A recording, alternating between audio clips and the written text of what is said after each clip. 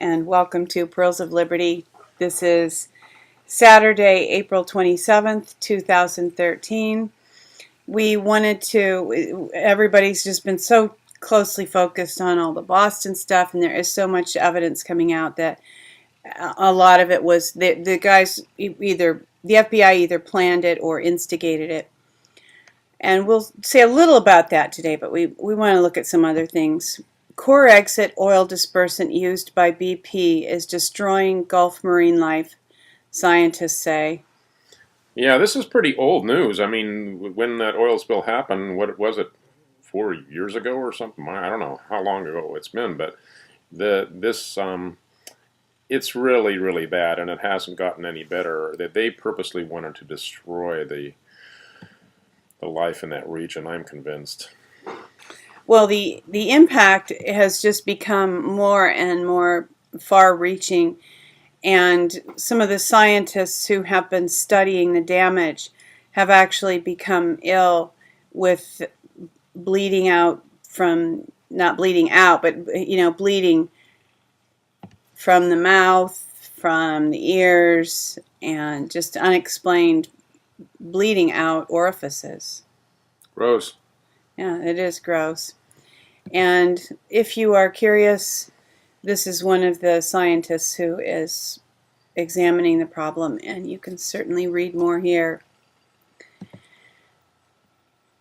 You've probably heard about Sirius, the film that came out this week, that premiered this week, and wow, there's some interesting stuff. We haven't watched it yet, but David Wilcock is commenting on that, and also mostly on a couple of dreams that he had. Yeah, and from what I haven't had the chance to read the article, but from what Cindy told me, it also has to do with the banking system and also setting up of a real free press organization. A lot of really good stuff. David Wilcock gets into tremendous depth here, so I'm looking forward to reading this. He does get into tremendous depth, and he even explores, of course, this is Jerry Savelle. BBC, I think Jerry Savelle was in one of his dreams, and David Wilcock digs pretty deeply into photos that were around the Boston bombing. And of course, here's one of the central ideas: the banks, the four horsemen of the apocalypse: Bank of America, Wells Fargo, J.P. Morgan Chase, and Citibank. And then even with the tie-in to the oil spill, here you have the four largest big oil companies. So there's a lot of very interesting information in this article, and I'm trying to, here's all the ET stuff. He has some screenshots from the film, and I'm trying to reach down into the Boston. Yeah, here we go. He has a lot of interesting comments on the Boston bombing. Yeah, I'm glad that it's coming out that it was all orchestrated. It's so obvious. Some people are really in cognitive dissonance type denial, though, and they just want so badly to believe that their government is out to protect them that they are having trouble seeing the truth, and that's a little scary in itself. David Wilcock actually states in this article that he believes that there's such overwhelming information now that to expose the cabal, that anybody who does nothing is because they've chosen out of fear not to see it. And David Wilcock mentioned a group of which we had previously been unaware, and that is the International Consortium of Investigative Journalists.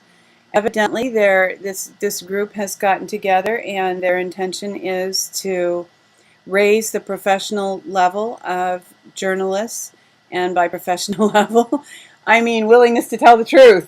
Gosh, I thought journalists were just supposed to parrot what the state said. Weren't they just supposed to regurgitate what the president's talking points are and stuff like that? That's so useful. And are we going to miss out on that now? Well, I've heard rumors that there's going to be a holographic Obama. There aren't even going to be real press conferences anymore. So for those who want to be entertained, I think at least for a little while longer, they'll be able to find that kind of entertainment. Oh, good. Well, yeah, he can be multiple places in one time, kind of approaching the omnipresence of the living God there. So, boy, it's just getting funner and funner, isn't it? hopefully these kinds of organizations and people who really want to know the truth will just become more prevalent in what we call the mainstream media. And hopefully, people have been moving away from the mainstream media in droves, and because they have a sense somewhere on a deep level that it's not the truth. So people are continuing to seek truth, and it's becoming more and more easy to find. And if they do try to shut down the internet, there's always MeshNet. We learned about that this week, and what that basically is a peer-to-peer and distributed DNS type of network, worldwide web, but it's been dubbed MeshNet, and some people are actually hoping for the Dark Cabal to take down the internet so that MeshNet can take over, and there's no stopping the truth. There really isn't, and that it'll happen one way or the other. No fear. Well, we thank you for joining us for this week's Pearls of Liberty, and hope that you have a great week coming up. And we want to remind you to see the world the way that it really is. See yourself in it. Walk your walk. You are the one you've been waiting for.